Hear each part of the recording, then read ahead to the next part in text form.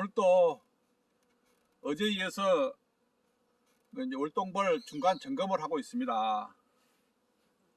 이제 오늘은 월동 포장의 시기와 방법에 대해서 한번 좀 더 자세히 안내를 드려 보겠습니다. 꿀벌의 월동 포장 시기와 방법은 지역과 날씨, 벌의 세력, 벌통의 재질에 따라서 조금씩 달라지기 때문에 언제 어떻게 하는 게 가장 좋다고 말하기는 참 어렵습니다. 하지만 월동 포장의 목적은 겨울 한파를 피해 없이 완전하게 넘길 수 있도록 보호를 해주는 것이라고 봅니다. 그 목적에 충실하도록 포장을 하는 것이 중요하겠죠. 꿀벌은 기온이 내려가면은 본능적으로 여왕을 중심으로 똘똘 뭉치는 봉구를 짓게 됩니다.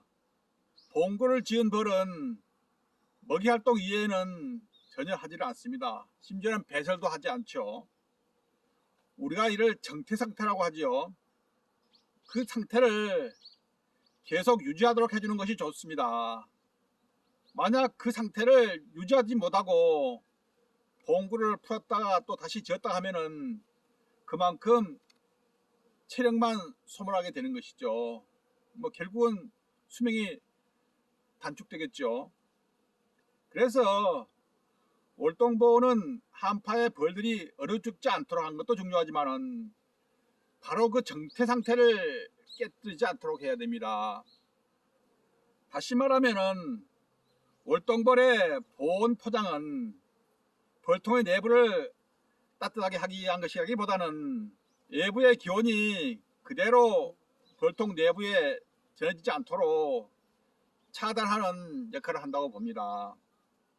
추위도 막고 햇볕이나 복사열로 벌통 내부의 온도가 올라가는 것도 막아야 하는 것이죠.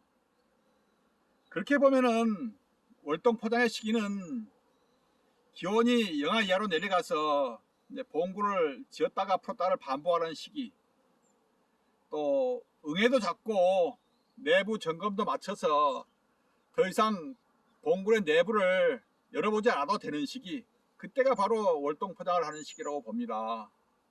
대개가 이제 11월 말부터 해서 12월 중순까지 끝나는 것이죠.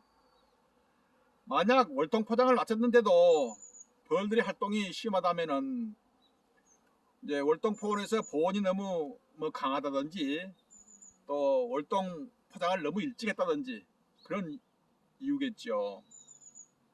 그러면은 우리 지역은 아직 월동 포장하는 시기가 아니기 때문에 이론적으로만 간단히 한번 소개를 드려 보겠습니다. 우리가 이제 월동벌 포장에서 비닐을 사용하느냐 마느냐 논란이 많이 있죠. 저는 비닐을 덮는 편입니다.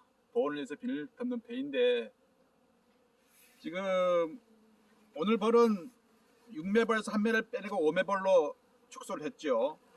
그런데 이제 지금까지 경험해 보면은 5매나 6매벌 정도 되면은 월동 포장을 어떻게 하든지 간에 큰 문제가 되질 않습니다. 이제 3매나 4매 좀 약군일 때는 이제 비닐을 덮는다든지 해서 결로가 발생하면은 좀 피해를 볼 수 있고, 그런데 5매나 6매벌 정도는 크게 지금까지 문제된 적이 없었습니다.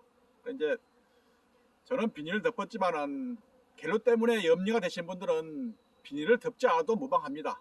이제 저는 비닐을 덮고 앞과 뒤로 이렇게 띄워줍니다. 그리고 이제 여기 스티로폼 보온재를 넣어놨죠. 저는 좀 일찍 넣었습니다. 이제 월동 사용할 때 월동 사용의 숙성을 빠르게 하기 위해서 좀 일찍 넣어놨습니다. 이 보온재를 이렇게 이제 안으로 넣어줍니다. 이렇게 서서히 밀어서 넣어주시고, 그리고 이제 이렇게 청개포를 덮고요.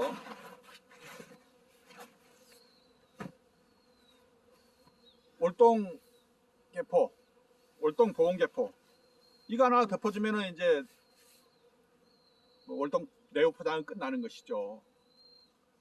만약 벌이 좀 약군이다, 2매나 3매 약군이다 이럴 때는 그럴 때는 이제 월동개포 긴 것을 이렇게 이제 오늘 긴 것이죠.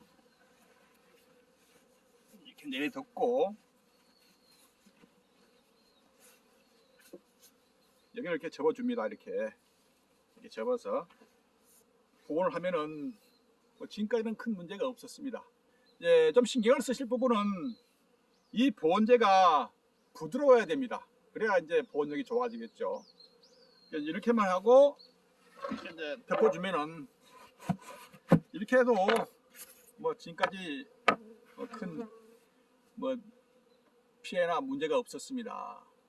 이건 제가 하는 방식이기 때문에 참고만 하시고, 월동 포장은 지역에 따라서 뭐 벌의 색에 따라 차이가 많지만은 특히 중요한 게 그 지역의 양봉 선배들한테 자문을 한 번씩 받는 게 중요하다고 생각이 듭니다. 예, 감사합니다.